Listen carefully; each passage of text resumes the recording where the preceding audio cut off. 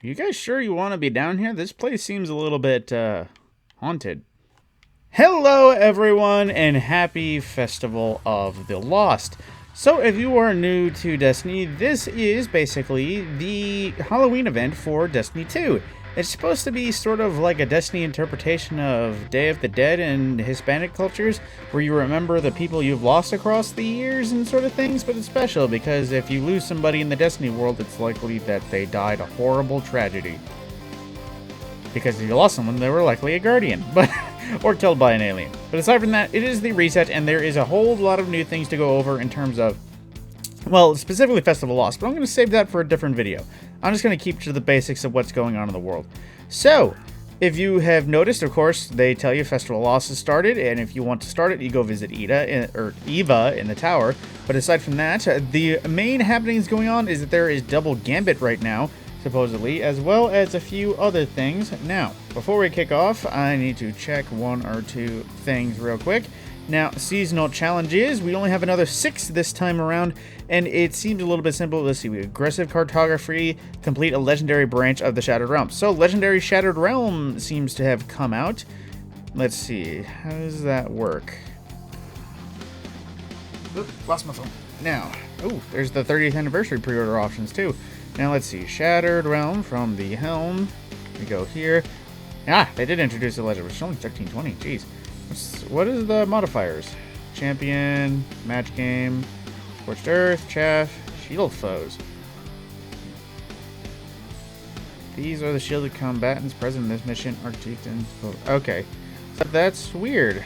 So they fully shielded all chieftains, so you need to bring a rainbow if you're doing it solo. That being said, well, moving on. Back to the rest of the challenges, once I can actually remember the button combo to get there. Now, we also have, let's see, come on, Shattered Blade Master, that's defeating enemies in the Shattered Realm with a sword. The Ruthless Hunter, completing more rounds of Astral Alignment. Then we have Display of Authority, acquire the Gambit Ornament for Ascendancy. Eey, that's going to be rough. Now, as well, we have Pinnacle, which is basically reach 1330 light via your armor and weaponry, so basically reach Pinnacle Cap, as well as Fusion Rifle and Sword Calibration. Calibrate Fusion Rifles and Sword, bonus progress against Guardians. So I'm assuming that's just kill with swords and that sort of thing. So moving on to our rotations throughout the world. Now, let's check our Crucible. And let's see.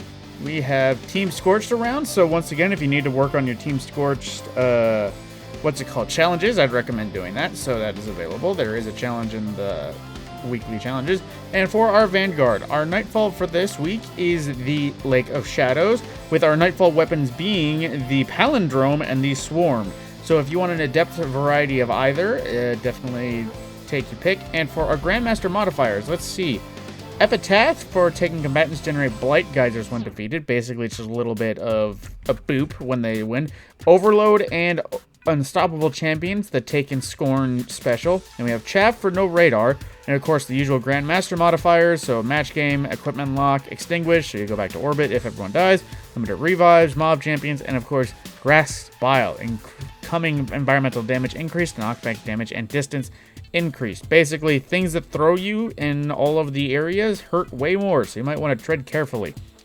Now, moving into, like I said, Gambit has bonus rewards right now, but to check the Legends tab, it is, I believe, Templar Challenge, which means, yep, out of its way, which means you have to block every single teleport when you go to kill the Templar. And as well, it's Resilience-focused armor, as well as the Time Lost Fatebringer.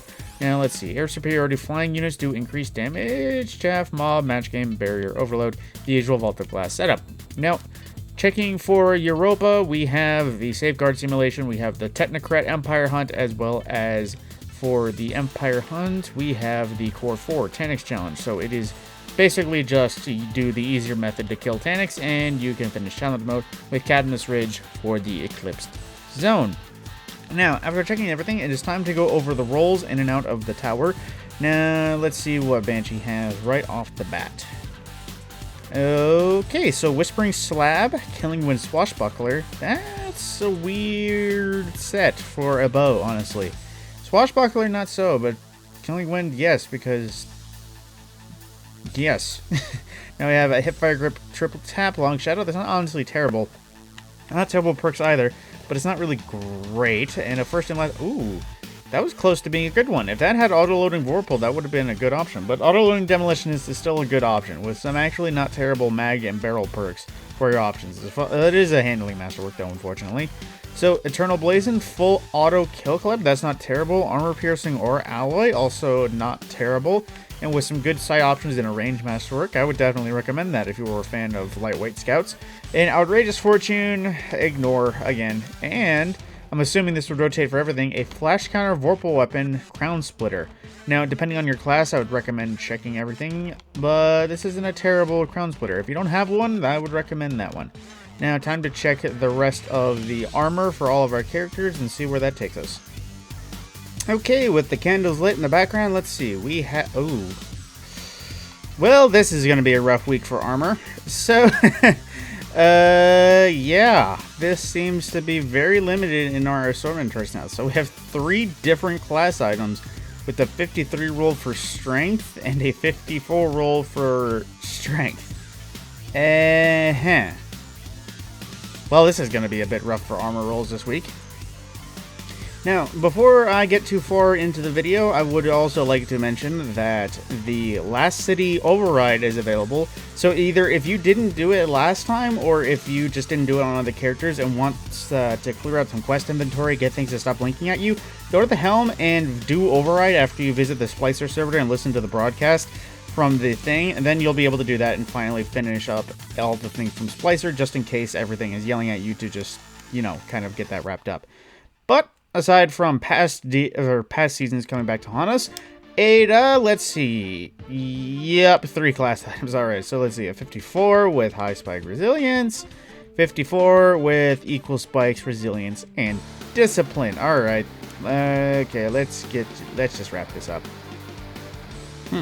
As I'm checking emails, apparently there's new free stuff just because of how many lost sectors I completed before this. I've done 90 legendary lost sectors and killed 7,000 enemies. Huh. All that being said, we might as well wrap up everything. Let's see, a 53 roll with almost equal shares and everything except resilience, discipline, and a high mobility helmet. Yeah, so armor wasn't very much there at all, so this was a bit of a rough one in terms of reset stuff. Now, is there anything I am forgetting before I sign off? Cover challenges, reset, detail, let's see, Nightfall. Yep, that should be everything that I could think about right now. I kind of don't need to check with Hawthorne just because it's the same Crucible Gambit setup and everything. I'll make a dedicated video to Festival Lost specifically. I'm going to check the Eververse. I'm going to check how to do Lost Sectors, the quest, and everything.